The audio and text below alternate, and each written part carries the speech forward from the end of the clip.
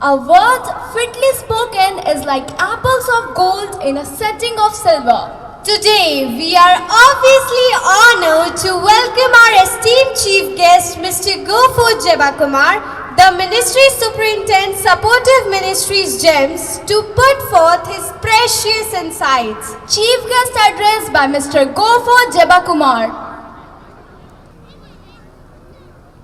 It is indeed a great joy and pleasure for me to be here at GEMS English School, Sikaria campus, to celebrate the 76th Republic Day along with you kids.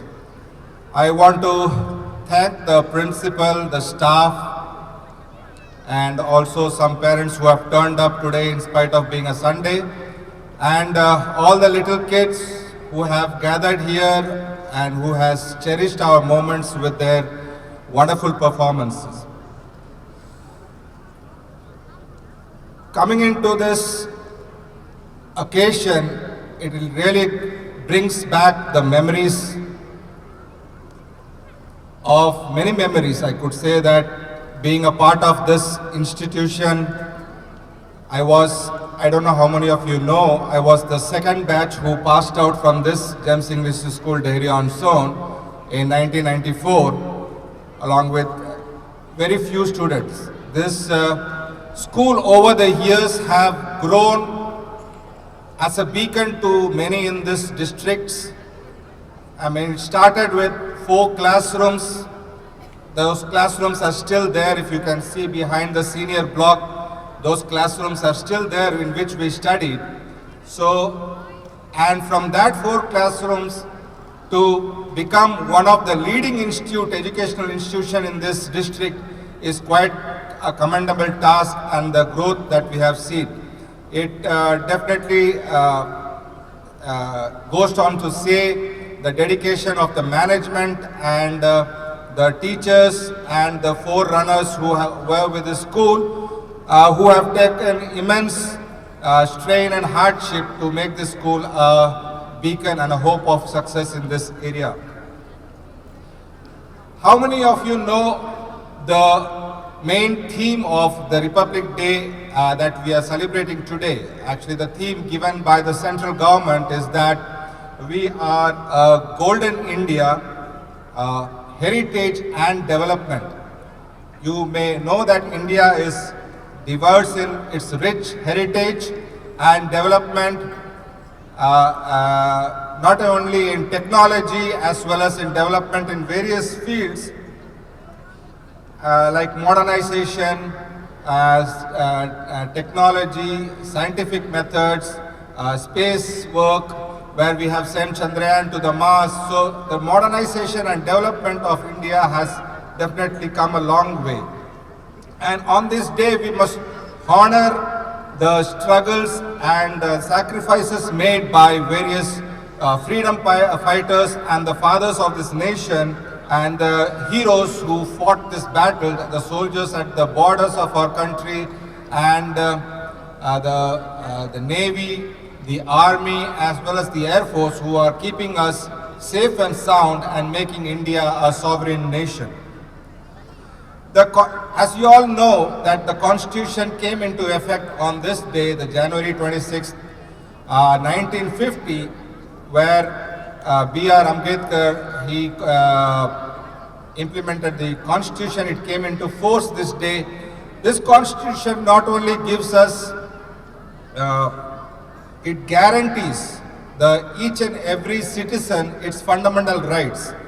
I don't know how many of you know of your fundamental rights, but this Constitution is a book that binds the country together, giving it the sovereignty state, and it gives the fundamental rights irrespective of whatever caste you are, whatever gender you are, whatever religion, whatever state you belong to, and whatever language you speak.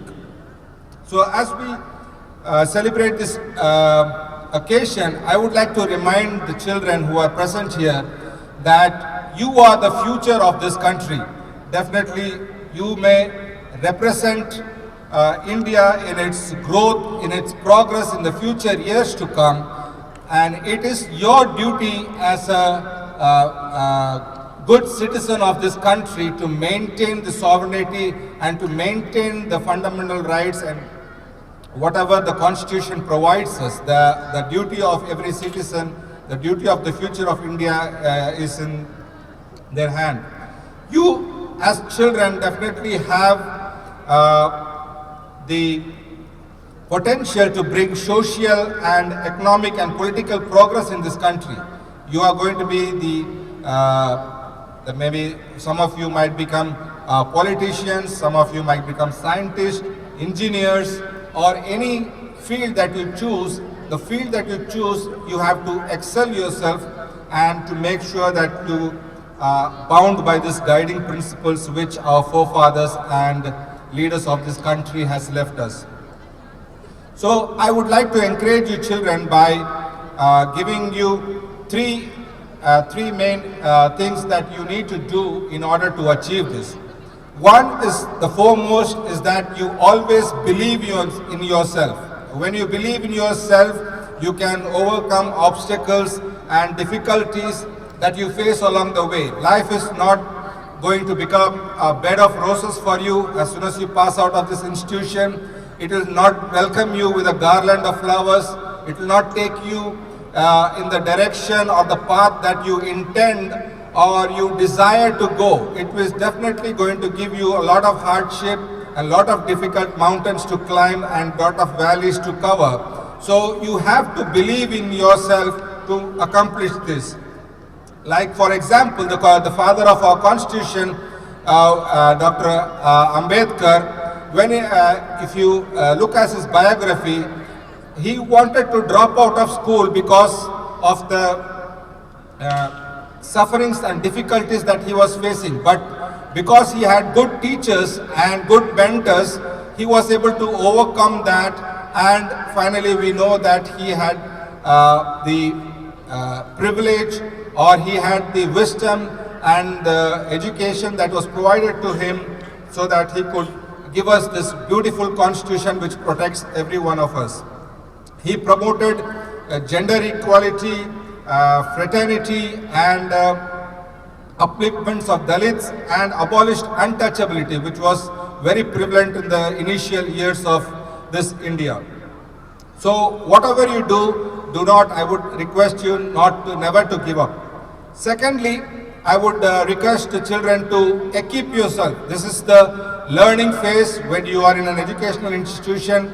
Maybe you are in a junior school or higher secondary or your senior school. Even if you go to your, the higher education like college or your postgraduate, always look to equip yourself with the needed knowledge to overcome these obstacles that you may find in this world. So that when you equip yourself with this wisdom and knowledge, you are definitely bound to succeed in this world without any difficulties. And I would let you know that we should make sure that all the Indian citizens get access, like basic access to the healthcare, education and employment opportunities. So when you equip yourself, you will have a broader thinking of making this possible for all the citizens of this country. Thirdly, as we saw in the last program, I would like to emphasize you to be an influential people. When you influence others, what way are you influencing them? What people are you relating to? What is the group of children or group of people are you associating yourself with? When you take, this is an information technology era where you are filled or bombarded with content. Whenever you open your mobile, you can see all the social media apps like Facebook, Instagram, Threads, and various other apps. Like every day you can see WhatsApp, every other app that you come in. But all this is going to give you content.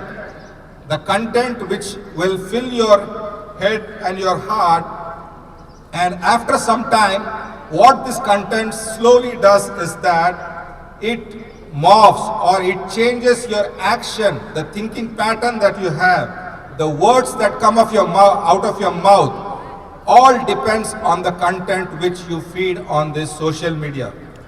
So I would like you children to have a choice of what information or what content you would like to influence you.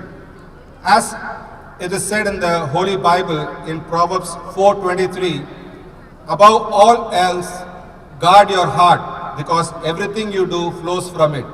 So unless you guard your heart and your mind from all this evil content that is persuading you or swaying you away from the target or goals or visions that you have set for your life, you will not succeed in your life. We can definitely try. You might ask me a question, how can I avoid? This is a digital era where once I open my mobile, I can only see notifications coming from various apps. I am bound to go through those apps, spend hours and hours looking into the content of it. Just a small example I would like to give you. Look at this ship or the luxury liner which is there in the ocean. The ship sails and is a success as long as it does not allow the water to enter inside the ship. So the water, you think it as the content and information of the social media or whatever bad influence that you are getting from the outside world. Think the water as it. The ship can sail and reach its destination only if it does not allow the water to get inside it. And once you allow any bad intent or content or information to get inside you, the ship will start to sink. So that is a small example you always keep in your mind as to how to avoid the outside influence. Now, there's also a wonderful Bible verse in 1 Corinthians 15:33 where it says, bad company ruins good manners. Choose the people that you are hanging around with. Of course, in Facebook or in Instagram, you may have a circle of friends who might try to give you unwanted things, unwanted information, but choose your friends selectively. Choose your friends who are motivating you towards your goal. Choose your friends who are giving you wisdom. Choose your friends who are giving you knowledge to excel in this world. Because there was a saying in your slogan in your school a couple of years ago, walk with the wise. Always choose your friend circle and walk with them. And also this year's slogan, there is be the queen bee. Always be humble, accountable, and lead a life with values so that you can shine like a candle in this world and bring a change in the society we live in it. By doing this, the basic three things that I told you: equip yourself with knowledge, influencing others, and to believe in yourself. I think by doing this, you should be able to excel, and we should be able to preserve the vision, rather the purpose with which the Constitution was given to make this nation a great sovereign country. With this, I would like to conclude my address. Jai Hind. Thank you, sir, for your profound and keen knowledge.